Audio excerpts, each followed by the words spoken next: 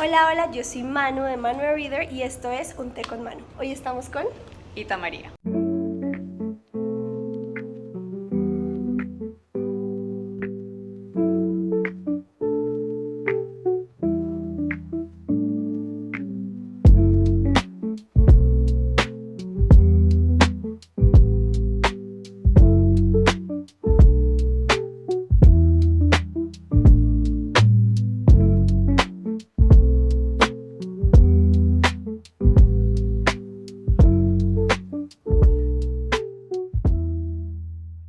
Ita María, economista, caleña, feminista y autora de este libro, La suma de todos los afectos. Y esto es Un Té con Manu. Como siempre tenemos nuestra bebida, ustedes ya saben que a mí casi no me gusta el té. A Esto se mí llama... tampoco. Entonces, justo, eres la primera invitada a la que tampoco le gusta el té, entonces por primera vez me siento acompañada. Porque usualmente sí toman té, pero yo soy team café. Bienvenidos a Un Café con Mano. Un café con Manu. Pero bueno, este es este formato de entrevista muy habladito, muy charladito. Hoy estamos aquí contigo porque vamos a hablar sobre todo de la suma de todos los afectos, pero también de ti. Me encanta conocer a los autores detrás de las obras porque creo que esa es como la parte más importante de tu obra, tú. Entonces, bueno, empecemos. Primero para romper el hielo, tengo un jueguito. Dale. ¿Quieres jugar? Sí. Perfecto. Por aquí tenemos este que se llama el mosaico de los afectos. Ok. ¿Listo? Entonces, obviamente es un té con mano. Y bueno, por aquí vamos a ir escribiendo personas importantes en nuestra vida según los afectos. Entonces, por aquí tenemos unos post-it y un marcador. Entonces, te invito. Empieces tú. ¿De una? Tú pones de una y me vas contando por qué esta persona es importante y por qué representa este afecto. Ok. Bueno, eh, voy a empezar de atrás para adelante en el libro. ¿Listo? Perfecto. Voy a empezar por el amor de pareja, por Lucio, Ujú. que es Ok, mi pareja desde hace 14 años. ok, perfecto. Entonces, recuerden que estos amores, estos afectos no tienen orden, ¿no? Entonces vamos a irlos poniendo aquí. Y yo en el amor romántico no tengo a nadie. Yo también voy a ir compartiendo. Por el momento no hay nadie. Esperemos muy pronto. Continúa. Puedes ponerte a ti misma. Es cierto, pero siento que es una parte diferente del amor Ok. que merezco. Yo sí. Bueno, entonces después viene en la mitad del libro familia. Voy, Familia. por supuesto, con mi mamá. Mamá. Ok, mamá, muy importante. ¿Dónde Yo, lo pongo? donde quieras. Para mí es complicado porque yo tengo tres personas mi familia es súper unida, pero tengo tres personas muy importantes que son mi papá, mi mamá y mi hermana. Mi papá que está por aquí, como siempre, detrás de cámaras. Me Pero bueno, imaginé. sí, mi papá por aquí. Bueno, siguiente afecto. Bueno, no, esto es muy difícil de jerarquizar. Y de hecho, gran parte del libro es una apuesta por desjerarquizar los afectos y yo creo que este que sigue, que es la amistad, que es con el que abro el libro, es por donde me meto al tema, y de hecho es el que más me interesaba Ujú. explorar, no soy capaz de poner un solo nombre. Voy a poner mis amigas como Total. un ente, Sí. como una fuerza, casi que como, como un universo. Y yo voy a copiarme de tu respuesta, Me encanta. porque las amigas para mí también son súper importantes en mi vida y están definitivamente muy arriba en mis afectos.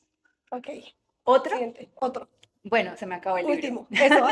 Se me acabó el libro, pero hay uno muy importante, Ujú. que fue mi gata, que se murió el año pasado, Policarpa. Sí, contabas al final del libro cómo fue este proceso para ti. Quería preguntarte ya más adelante, pero no, adelantémonos de una vez. ¿Cómo fue que esto pasara mientras estabas escribiendo el libro? Horrible, traumático. El libro casi no se termina. ¿Sí? Sí, mira que yo soy una persona muy estable, emocionalmente estable. Eh, Creo que puedo ser un desastre en muchos aspectos de la vida, pero afortunadamente he tenido una estabilidad constante en lo emocional y no había sentido en ningún momento como que se me fuera el piso, como que necesitara buscar ayuda adicional. Y ese momento fue el determinante, el momento en el que me sentí sin piso. Fue bien complicado y fue muy, muy confrontante para mí, confrontativo, para Ujú. mí que me pasara con mi mascota y no me hubiera pasado con familiares pues, que también he perdido y que también fueron duros para mí. Claro, el momento, eh, el tiempo con el que era mi relación más estable. y, y fue difícil seguir escribiendo mientras estaba atravesando un duelo.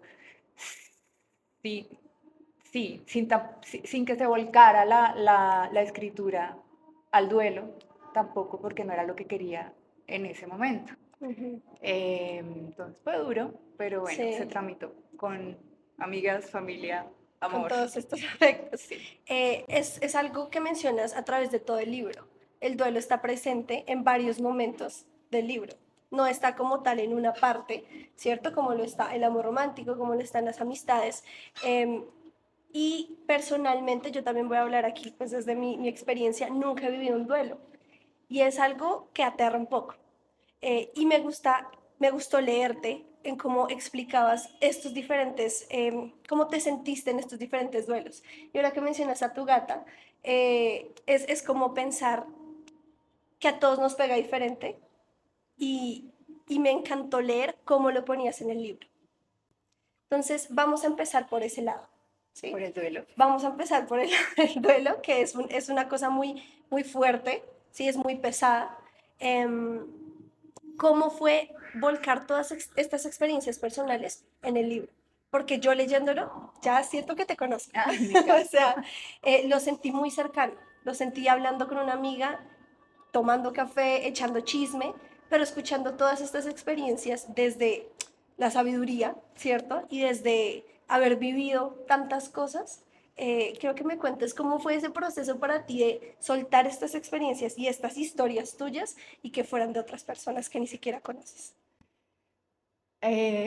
No sé a quién le escuché esto, no sé si fue Pilar Quintana o Abelia Vidal, decir que cuando una decide escribir, elige prácticamente exponerse y desnudarse por completo, ¿no?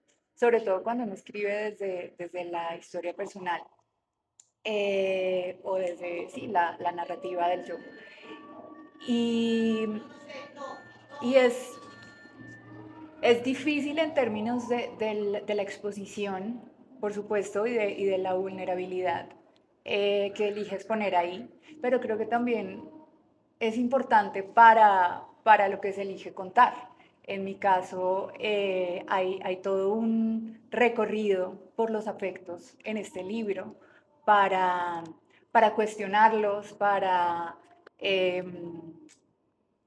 hacernos preguntas sobre todo, tiene mucha pregunta el libro más que respuesta, y para cruzarlo con la información, con la teoría, con lo que ya se ha escrito y se ha dicho desde lugares que a mí me interesan, desde la filosofía feminista, desde la literatura feminista, por supuesto.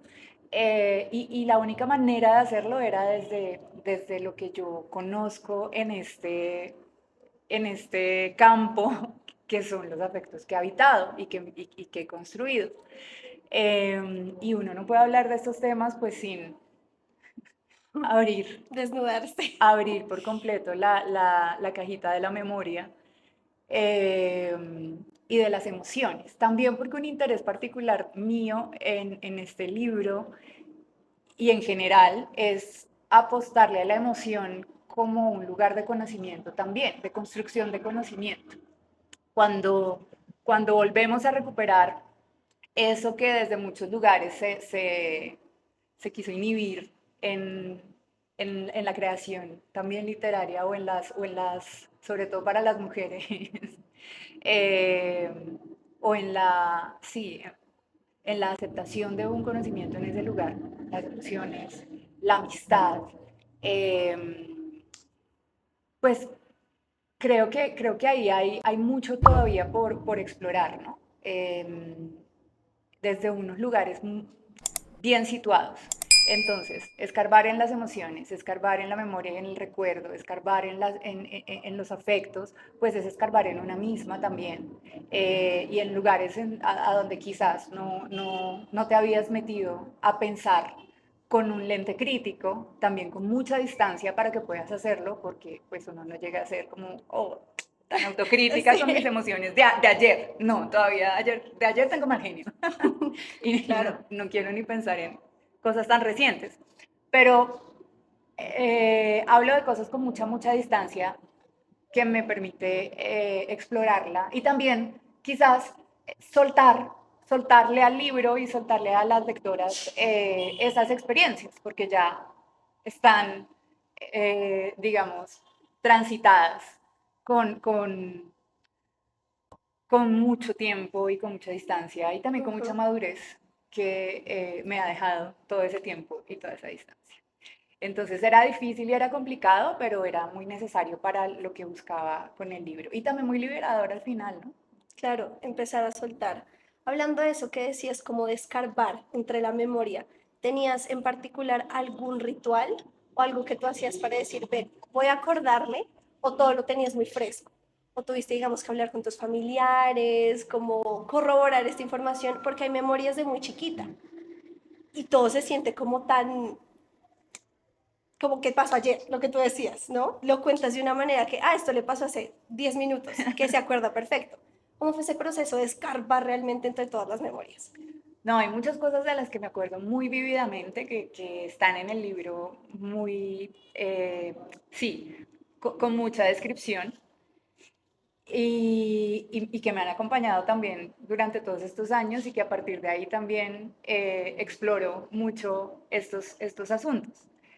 Pero, claro, mi mamá debería estar como coautora de este libro porque era mi fuente de consulta número uno, fundamental, sobre todo en el capítulo de familia. Mira que me pasó algo muy chistoso y fue que el libro empieza con una anécdota de mis amigas del colegio en el arenero. Esto era en kinder. Eh, yo tengo esa imagen y ese recuerdo, que es Ujú. además todo tarantinesco, muy sangriento, muy vívido, y entonces lo escribí con mucha confianza y con mucha tranquilidad y con mucha certeza. Y luego entregué el libro y se fue impresión y salió, y empecé a dudar de un montón de recuerdos, no solo Ok. de ese, sino de muchísimos. María del Mar Ramón, que escribió el prólogo, que es una gran amiga, Ujú, tiene un gran libro que se llama La memoria es un animal esquivo, ujú. que nos hace replantear La memoria. la memoria y la existencia y todo. Es un gran libro. Y me empezó a pasar que dudé de muchos recuerdos que escribí con mucha certeza. Y dije, no, bueno, no, ya fue. Si, si no eran tan exactos, pues bueno, autoficción, no sé. Y una de mis amigas vio la portada, una de mis amigas de la infancia vio la portada del libro y entonces hablamos y les mostré la primera página, pues sí, la primera página, no me acuerdo, de las primeras páginas donde está la historia, esa historia. No, ellas se acordaban hasta del nombre de la afectada, Con detalle. claro, con más detalle que yo y corroboraron todo lo que recordaba y me dio mucha tranquilidad por un lado y no me estuviera Sí, lo hice bien. inventando el drama. Pero sí, claro, todo el tiempo estás cruzando tu memoria con otras fuentes que lo corroboren en lo posible. Cuando lo hice, esa fuente era mi mamá, que se acuerda de todo, que tiene las fechas de todo, que tiene los álbumes de todo. Y, y escarbé mucho en las fotos viejas también, sobre todo en mi familia. Ujú. Pero eso es algo que hago todo el tiempo. Todo el tiempo tengo una caja de fotos. Todos los diciembres voy a Cali a pasar Feria de Cali y vacaciones con mi familia. Y ahí están como el museo de la memoria de la historia familiar. Entonces, es un ejercicio recurrente y permanente, pero mi mamá sí fue fundamental para corroborar información, fact-chequear fechas, datos. No, mi mamá, una periodista sin Excelente. título. Wow. Qué mamá. Pero siento que ese es parte de su superpoder, ¿no? Sí, total. Acordarse de todo. Acordarse y Ujú, corroborar la información. Claro que también su memoria pues está atravesada por muchas otras cosas y ujú. emociones, pero bueno, elegimos confiar en esa fuente. Excelente. Cuando pasaste todos esos recuerdos, esas memorias al libro, ¿hubo alguna que cambiara de perspectiva? Que tú dijeras, yo pensé que esto era así y ahora que lo veo desde unos ojos más maduros, como decías al principio, cambió. Absolutamente. El libro empieza, claro, empieza por la amistad porque fue detonado también por unas tusas de amistad fuertes como que removieron mucho, que mira que no fueron tan dolorosas como dramáticas. Ok. Entonces removieron mucho, mucho el piso político y emocional. Y desde ahí empezaron como todas estas conversaciones, años de charla, de búsqueda, de lecturas también. Y en el momento en el que llego ya a escribir el libro, digamos que lo entregué el año pasado, a finales del año pasado, ya había pasado, pues ya habían pasado años y mucha introspección y mucha conversación conmigo misma, pero también Ujú, con muchas otras amigas, con compañeras feministas. O sea, ya había tenido la oportunidad de colectivizar muchas emociones y muchas ideas que terminaron eh, plasmadas en el libro. Claro, cuando ya, por supuesto que hablo del dolor, hablo de la rabia, hablo de las rupturas, hablo del drama. eh, ya desde otro lugar, con más compasión también, compasión por lo que pasó, por las personas que éramos en ese momento, por eh, el contexto, el lugar, bueno, como muchas otras cosas, no solo de las rupturas más recientes, sino de las rupturas a lo largo de toda la vida, ¿no? Yo hablo mucho del duelo más bien desde la ruptura y desde la distancia y desde la pérdida que desde la muerte, porque tampoco lo he atravesado tanto desde ahí, ujú. salvo con mi abuela, pues que era muy chiquita también, pues no era tan chiquita, pero era muy, más bien muy madura. Y bueno, y el más reciente que todavía estoy como ahí asimilando cosas. Pero sí, eso cambió muchísimo mi manera de mirar mis propios vínculos, mis propios fracasos en lo sentimental, en la parte de amor romántico también. También lo veía como desde un lugar más compasivo conmigo, con de dónde vienen estas estructuras, estas imposiciones, estas maneras de relacionarnos, que también es mucha de la carne del libro, ¿no? ¿Por qué nos relacionamos así? Y por qué estas relaciones terminan de estas formas tan dramáticas y tan rompedoras de todo. Y ahí también hay unas búsquedas por otras formas posibles de habitar y también de salir de los vínculos.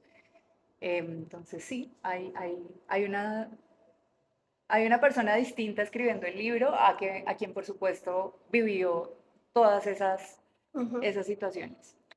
Escribir este libro para ti fue, ya que estamos hablando como de estas versiones pasadas de Ita, fue para ti como terapéutico, o sea, poner en el libro todo lo que viviste, cómo te sentiste en ese momento y cómo piensas que eso afectó a los lectores. Sí, tengo una confesión A ver, polémica, me van a funar. ¿Ah? no funen por favor ahí. Nunca he ido a terapia. Ok, ok. Sí, me acerqué una vez cuando se murió mi gata, pero la psicóloga maravillosa me dijo básicamente que lo que tenía era un duelo normal y que tenía que atravesarlo y sufrir y llorar, y que si esto me estaba dando más duro, o sea, que si me llegaba a sentir inhabilitada, la volviera a buscar. No pasó. Ok, Entonces, esa fue toda mi aproximación. Entonces, no te puedo decir si es ok. terapéutico o no, porque también me da mucho miedo cuando otras actividades o otras dinámicas empiezan para muchas personas, a suplir la terapia, cuando quizás sí hay unas necesidades muy puntuales y muy específicas de un acompañamiento profesional, Ujú, psicológico, psiquiátrico, bueno, no sé.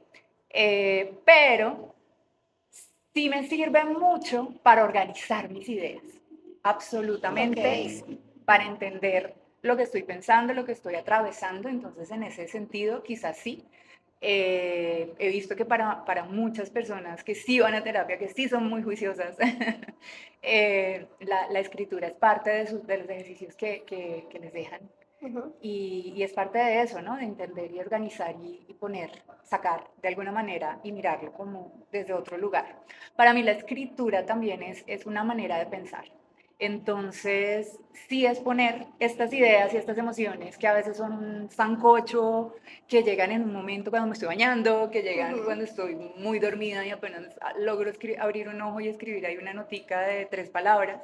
Y poner todo esto y todas estas emociones y todos estos sentimientos y todas estas ideas y toda esta información que también viene bebemos de otros lugares, de otras autoras, eh, en un mismo plano, en un mismo lenguaje y empezar a conectarlo y empezar a encontrar el hilo y encontrar, en este caso, unas tesis sobre los vínculos y unas tesis sobre los afectos y unas estructuras y unas apuestas también políticas. Entonces, para mí escribir es pensar, es una forma de pensar y en ese sentido, pues también decido organizar mi, mi, mi cabeza y mis emociones.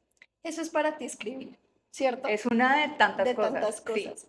¿Solo escribes cuando vas a publicar algo No, o escribes para ti? escribo todo el tiempo, Ok. todos los días. Es impresionante. Creo que no pasa una semana por lo menos en la que no tenga un texto escrito que seguramente no se publicará o se publicará más adelante en algo Ujú. que todavía no sé qué va a terminar siendo.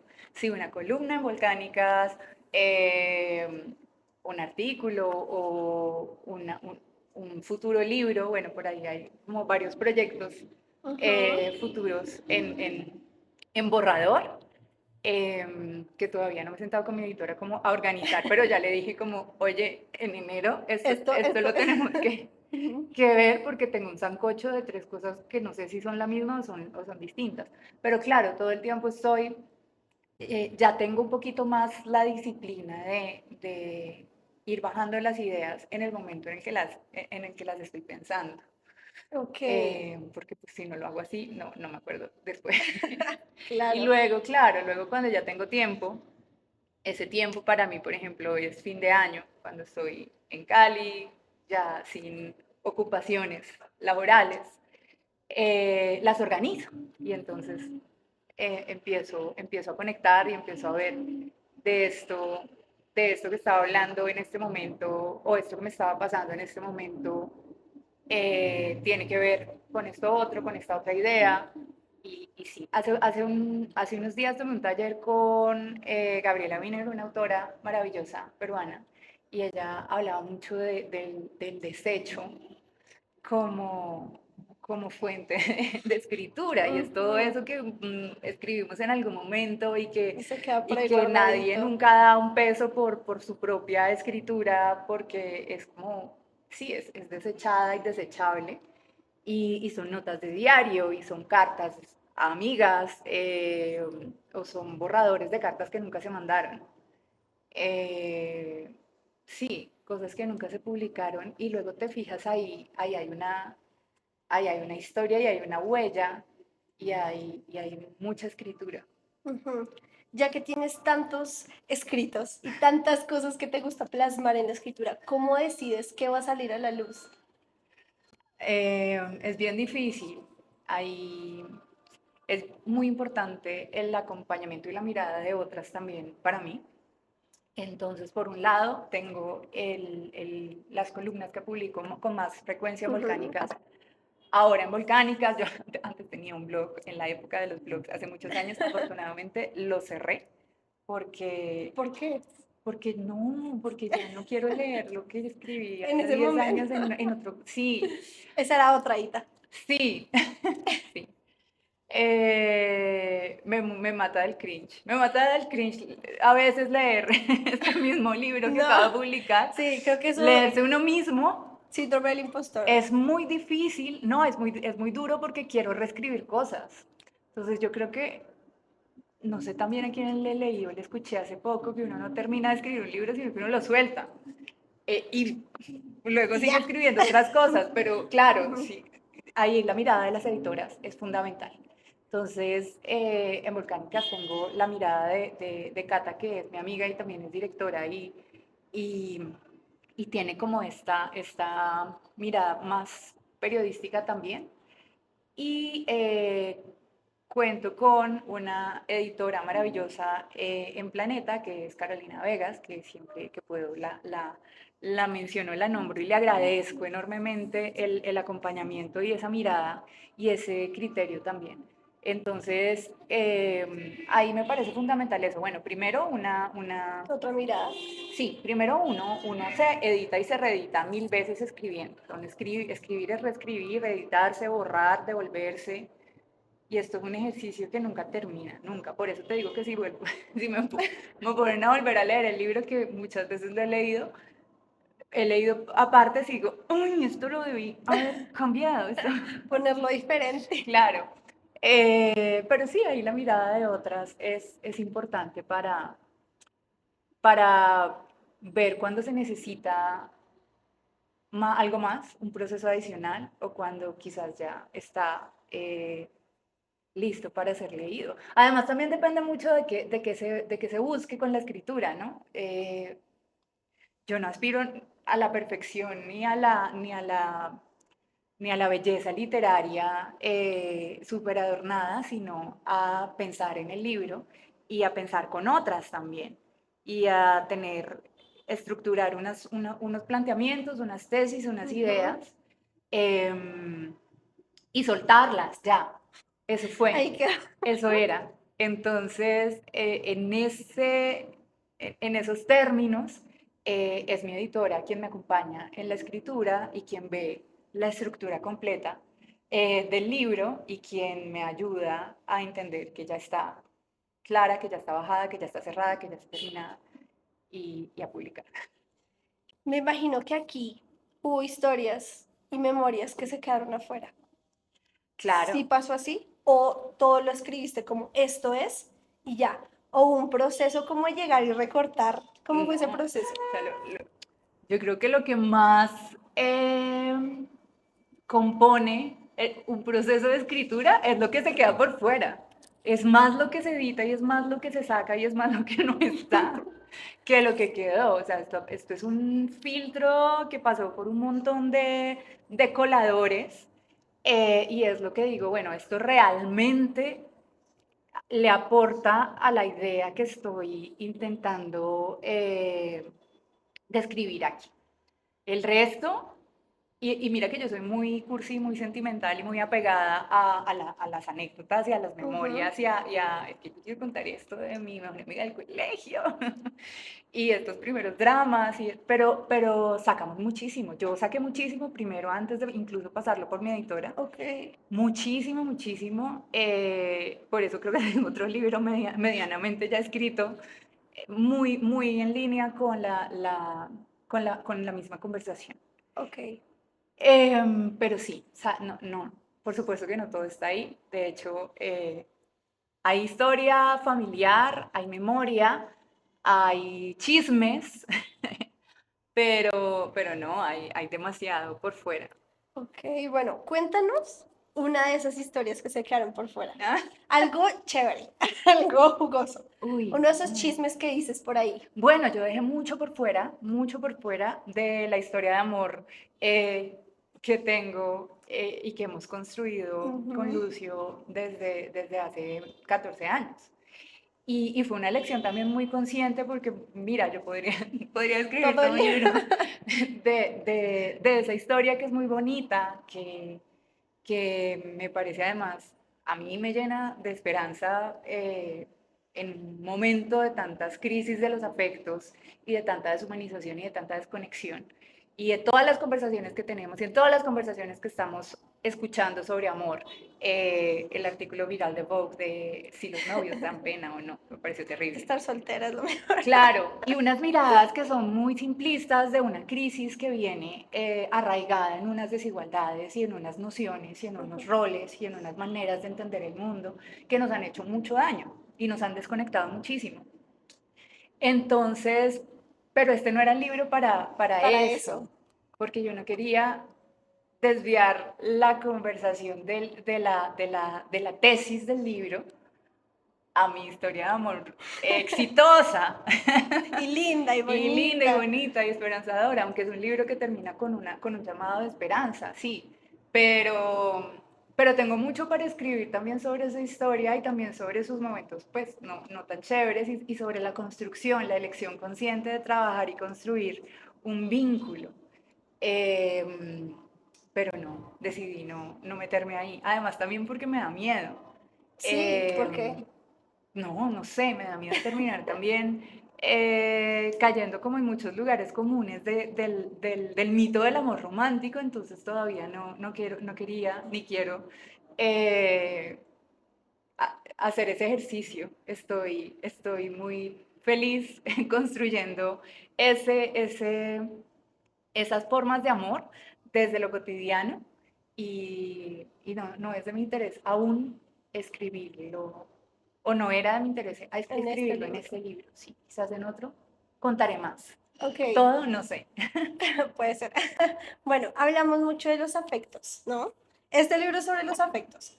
¿Por qué decidiste empezar o que tuvieron un papel tan importante en la amistad Porque por ahí empezó la conversación conmigo. para escribir este libro? Sí, Ok, porque de nuevo veníamos de unos momentos muy críticos de quiebre social.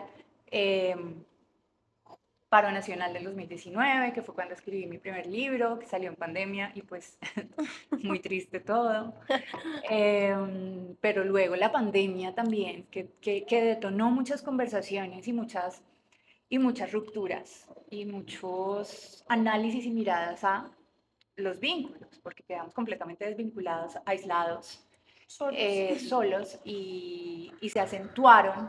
Ese aislamiento profundizó y evidenció muchas desigualdades, pero también mucho desgaste en los vínculos y en el tejido social, ¿no?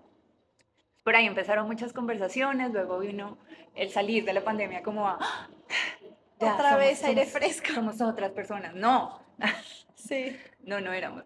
Y a ver todas las consecuencias de todo este distanciamiento, eh, del aislamiento, pero también de que muchas personas quedaran concentradas en unos lugares que no necesariamente hubieran sido los de su elección. Y con personas y con vínculos que no necesariamente habían sido de su elección. O sea, ella solo tuvo a su familia, pero su familia no era el lugar más seguro. Y bueno, luego, ¿qué pasó? Campañas electorales, elecciones, unas elecciones que fueron también muy traumáticas para muchos vínculos. Muchas de nuestros vínculos se han roto por política, por conversaciones y momentos Completamente. políticos, sobre todo para nosotras las feministas. Eh, y ahí también pasaron había muchas tensiones. Muchas empezamos como a cargarnos, muchas feministas a cargarnos como de muchas responsabilidades que no nos correspondían como super mujeres. Eh, Uno de tantos errores que cometimos que menciono en el libro, que hago mucha autocrítica desde los lugares donde yo habitaba y militaba también. Y se rompieron vínculos. Y entonces en esa ruptura de varios vínculos, de varias amistades, de varias apuestas también políticas, eh, empecé, empecé a replantearme la amistad entre nosotras. Una amistad que estaba construida desde unos lugares también desde unas apuestas políticas muy claras. Y a escarbar, pero ¿por qué esto tan desastroso? ¿Por qué termina siendo tan dramático y tan rompedor? Incluso en construcciones que vienen desde supuestamente teóricamente mejores lugares o apuestas más éticas, ¿no? Entonces empiezan ahí como estas búsquedas y a entender también los cruces, las intersecciones que hay en los vínculos. Cuando tú le metes una mirada de clase, de raza, de género a cualquier vínculo, pues el lente amplifica unas desigualdades y unos desniveles que al final salen por debajo de la alfombra. Y si estas conversaciones no ocurren y no se observan críticamente, pues seguimos construyendo vínculos sobre unos terrenos muy desiguales que al final terminan rompiéndose desigualmente. Entonces por ahí empezó, porque hubo estas rupturas de amistad, pero de nuevo que me hicieron pensar mucho porque, no, porque se sintieron, esto puede sonar muy cruel, pero se sintieron muy liberadoras. Entonces también entender por qué estaba tramitando estos duelos desde un lugar mucho más cínico, quizás, Ujú. que también me permitió pensarlos mucho más que desde unos duelos que fueron mucho más dolorosos en otros momentos de amistad. Y nada, y escarbando por ahí me di cuenta de lo mucho que me faltaba escribir y conversar sobre la amistad entre mujeres y sus complejidades y sus capas y sus grises, y de lo mucho que nos falta esa representación en la literatura y en la cultura popular y en las narrativas, y en el cine y en las series y en los libros. Eh, Porque lo que tenemos ahí, o hasta ese momento cuando yo estaba escribiendo el libro, era muy romantizado, era muy edulcorado, era muy superficial, no tenía la mirada de un vínculo tan político, tan profundo, tan fundamental, que tiene sus momentos difíciles y por eso hablo tanto también de Elena Ferrante y de la saga de las dos amigas, porque me encanta cómo ella sí se mete y explora en esos lugares eh, complicados, incluso odiosos, de la amistad entre mujeres. Entonces, por eso empecé por la amistad. Y casi que Ujú. la mitad del libro es sobre la Es la amistad entre amistad. mujeres. Y quiero seguir escribiendo sobre la amistad entre mujeres porque sigo pensando lo mismo. Falta mucho, mucho por sacarle conversación, representación a ese vínculo. Yo me sentí súper identificada con esa parte. Yo soy una persona que atesora mucho esas amistades femeninas y me encantó cómo lo plasmaste. Entonces ahora te quiero preguntar si hay alguna como concepción tóxica, ¿sí? Que tenemos sobre las amistades femeninas y por qué pasa, ¿sí? Digamos desde una mirada feminista para alguien que no sabe mucho del tema. Yo creo que habitamos unos sistemas tóxicos. Sí. Entonces, no, a mí no me gusta pensar que los vínculos son los tóxicos, sino los sistemas en los que estamos inmersos sin darnos cuenta. Y todas absorbemos y bebemos de ahí, de cómo nos aprendemos a vincular y a relacionar, y los lugares que aprendemos, que nos dicen que tenemos que habitar y lo que tenemos que hacer. Y eso pues todo está permeado por sí, por conductas muy viciadas. En el caso de la amistad entre mujeres, creo que es un vínculo que ha sido fundamental para la supervivencia de las mujeres y para el pensamiento de las mujeres, de nuevo, para las construcciones, Ujú. para el feminismo, para las luchas. Eh, Cuando en el momento en el que las mujeres empiezan a hablarse entre ellas y a organizarse políticamente, empiezan a cambiar los mapas sociales, ¿no? Pues lo expresa muy bien Úrsula K. Le Guin, cuando dice que las mujeres, que somos volcanes, que cuando hablamos cambiamos los mapas en la Tierra.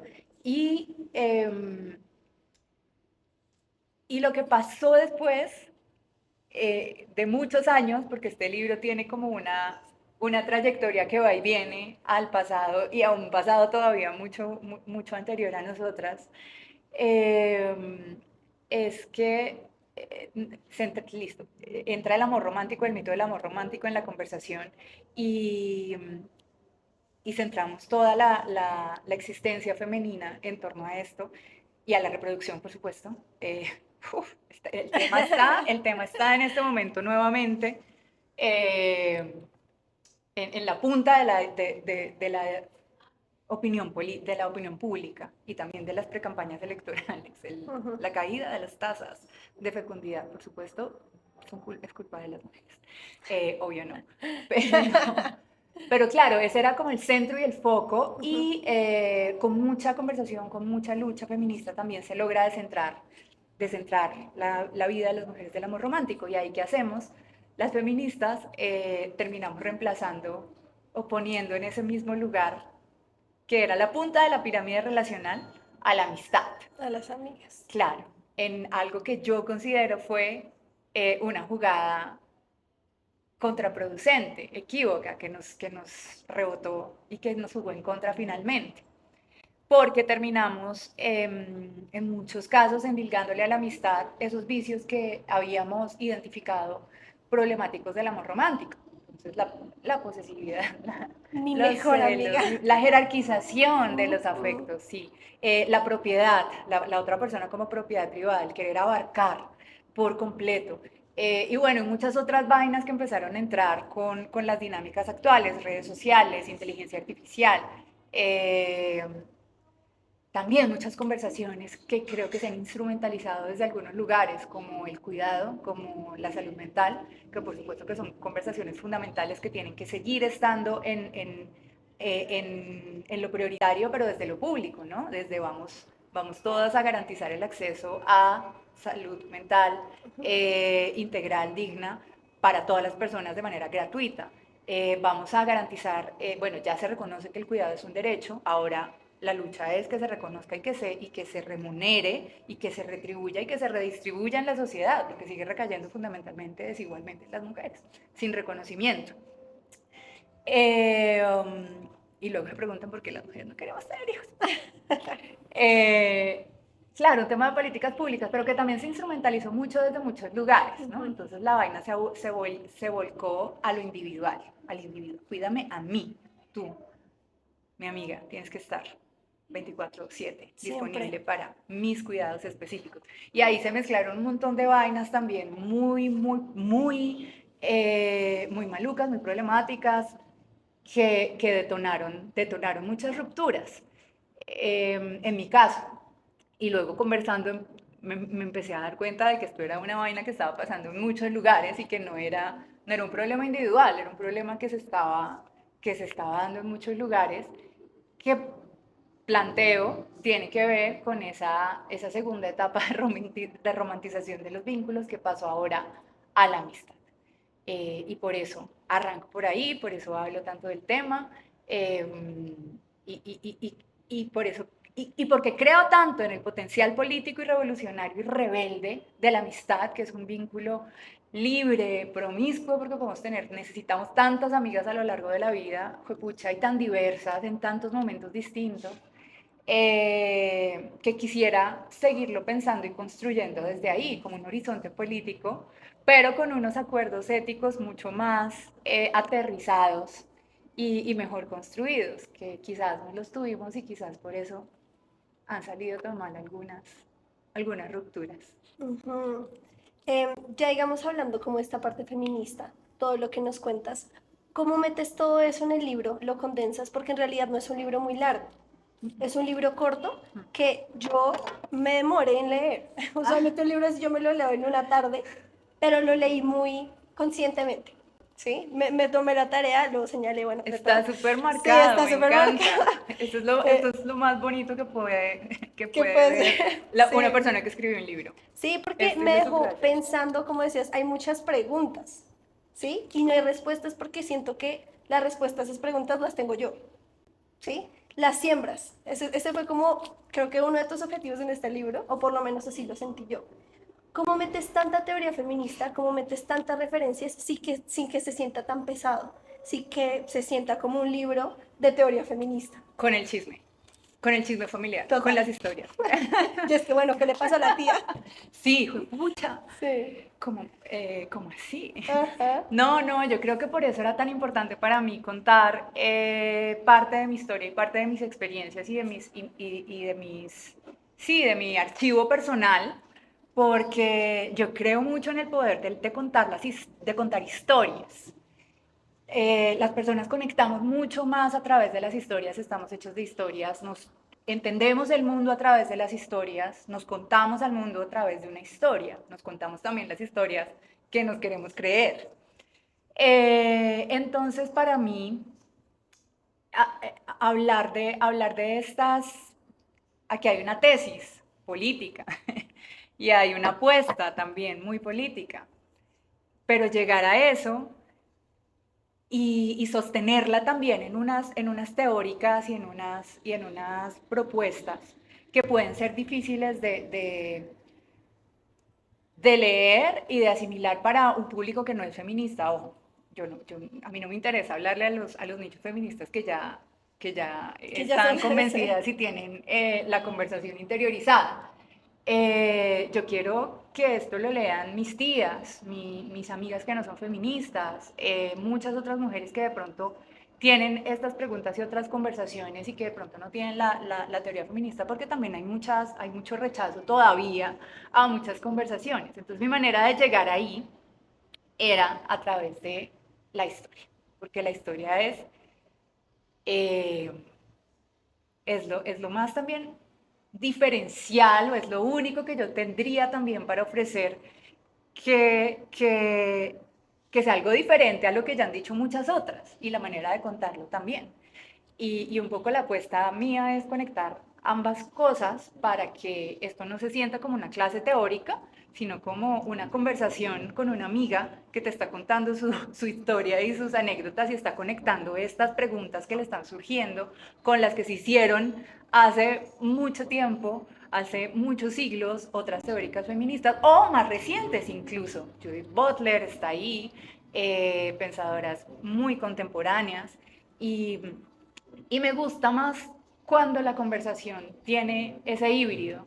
Y por eso también hay poemitas por ahí metidos en la narración, porque siento que lo aligera también un poco. Y a Completamente. mí me interesa aligerar la lectura y la conversación, no ponerla más densa, porque pues estamos en un momento también del mundo en el que pues la gente cada vez lee menos textos largos y de nuevo, no es un texto largo, pero la gente está consumiendo textos cortos, Muy cortos. frases, frases o cosas muy cortitas, TikToks. TikToks, ChatGPT.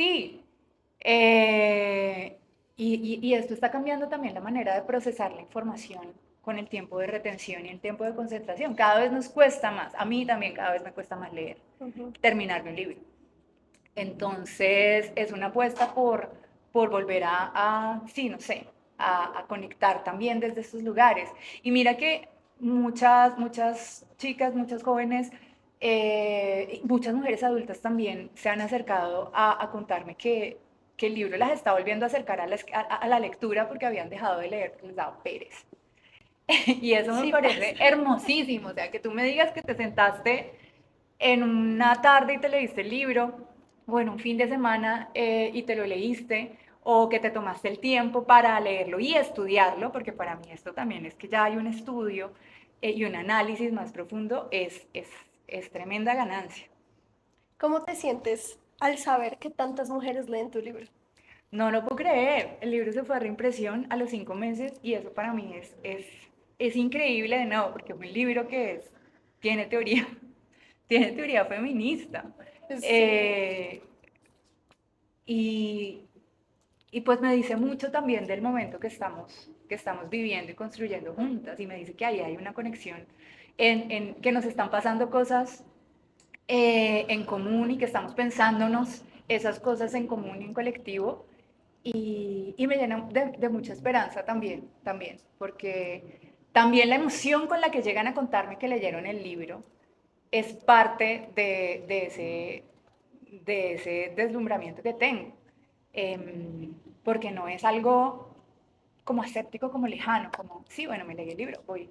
No, o sea, vas y te acercas o me mandas un mensaje y me cuentas que esto conectó con algo que estabas viviendo. A mí me parece que esas conexiones son muy discientes del momento también que vivimos, pero también de los libros que estamos escribiendo. Cuando sí, más allá de un libro que, en mi caso, que persiga como una belleza estética, a mí me interesa mucho ese punto de conexión, porque es el temor más grande que tengo, la desconexión que estamos atravesando y a la que están apuntando muchas tecnologías en este momento. Quizás los libros son una tecnología para Conectar. reconectar. Y para las personas que todavía no leen tu libro, ¿cómo lo venderías? Ya para ir cerrando. Eh, soy muy mala vendiendo. Eh, Cuéntanos qué hiciste. Yo creo que, no, yo lo vendería, de una forma muy sencilla y es, miren, estamos atravesando una crisis de los afectos muy evidente en todos los lugares, en todo el mundo, en todos los vínculos y en todos los espacios afectivos. Y esta crisis cada vez se está agravando más precisamente por unas tecnologías que nos desconectan. ¿Cómo así que ChatGPT es mi amigo? ¿Cómo así que Es ChatGPT mi es mi terapeuta. terapeuta? Y ahora esto va a empeorar. Parezco una señora paranoica y sí, soy una señora paranoica. Esto va a empeorar porque ChatGPT va a sacar erótica, si es que ya no la sacó, que es su aplicación para sextear. Entonces ahora además el deseo, el erotismo, el placer va a estar mediado por chatbots. La gente va a sextear con chatbots. Es una desconexión distópica, es una Da entrega, miedo. es miedosísimo, es una entrega de las habilidades y de las emociones y de las sensaciones humanas ni siquiera a los chatbots, ¿no? A los dueños de estas tecnologías, a los dueños del mundo, básicamente, a los dueños de Ujú. la narrativa. Y esa deshumanización me aterra mucho. Entonces, este libro es una apuesta por confrontar esa crisis, por entender esa crisis y sobre todo por reconectar y reparar el tejido social desde lo más humano y propio e inexpropiable que tenemos, que son los afectos. Bueno, Ita, muchísimas gracias. Salí aquí con más preguntas, pero que espero con el tiempo ir resolviendo, e ir informándome y estudiando también. Ah, bueno, pero no, creo que yo soy pésima vendiéndome, pero sí Ah, bueno, sí, termina de quiero vender. agradecer, no, yo creo que quienes mejor lo están vendiendo son los clubes de lectura, las booktubers, las mujeres que son las que sostienen la industria editorial, porque las mujeres son las que, y las mujeres jóvenes son las que más están leyendo, sobre todo ensayo, sobre todo pensamiento. Y eso es muy diciente también pues también de la brecha que hay en la conversación entre hombres y mujeres. Por eso también invito mucho a los hombres a que lean el libro, para que no queden tan rezagados ahí. Pero yo creo que quienes mejor lo están vendiendo realmente son ustedes. Y eso lo agradezco muchísimo. Cada vez que me invitan a un club de lectura, a un podcast de estos, es como ahí es donde están realmente sembrándose sí, estas semillas de estos pensamientos que se siguen construyendo y que siguen creciendo y floreciendo. Magnífico. Bueno, invitada a mi club de lectura. Ah, Ya, mira, desde ya. acepto. Ya, invitada. Cuadramos pronto para hacerlo, pero sí, muchísimas gracias. De verdad que leer este tipo de libros por autoras es súper inspirador. Yo termino muy inspirada, a mí también me encanta escribir, por ahí tengo mis libritos en internet, en alguna parte. Entonces, muchísimas gracias. Siempre en un Té con Manu damos regalos. Entonces, tenemos regalos para ti. Mira, no venía ¿Quieres regalos? preparada siempre. Y es que tenemos esta bolsita de Bookhaven, que Ajá. son unos de nuestros patrocinadores para un té con Manu. Ese es tu regalo. Ay, A gracias. ver, ¿Lo abro? que lo abra, Ah, que lo abra. oh, wow. Esta es una funda. Es una funda para Ay, qué libros. lindo. Recientemente me he familiarizado con las fundas para Ujú. libros porque soy muy desastrosa y mira lo que me pasa. Por ahí estaba tu libro, aquí lo Por vi. ahí- Mira lo que me pasa precisamente. Oh my God, se rompen. Sí, Bueno, soy un desastre. Divina está además. sí, Wow. ¿te ayuda a destaparlo? Sí, A ver, lo abrimos. una velita. Sí, Divino. Manos Mágicas Book Club. Ah, ese es mi club de lectura. Es una velita de las que vienen en las cajitas y es de Wikimagia, que por ahí tuvimos la velita todo el tiempo también. Mira, esta es la funda. está divina. Wow. Me encanta porque también soy la loca de las velas y las Sí, esencias eso me estabas contando. y las hierbitas. Me encanta. Y claro, por supuesto, uno para el café. Exactamente. Para que no te olvides de esta experiencia en un té con Manu. Me encanta. Mira que también colecciono mugs porque soy Excelente. adicta al café. Cada quien elige con qué se droga, Ok. ¿no? Con café La adicción. y azúcar. Bueno, Ita, muchísimas gracias por estar. Siempre nos gusta terminar con un abrazo. No sé si te parezca un abrazo. Siento. Siento que es. Gracias por venir. Y espero que a ustedes les haya gustado. Este fue un nuevo episodio de Un Té con Manu. Hoy uno muy diferente, muy especial. Gracias por la invitación, me encanta. Muchísimas gracias. Bye. Y eso es todo. Ay, hablo mucho, cállenme. No, Edítenme, córtenme. a mí me gusta escuchar. No, no, Dios mío.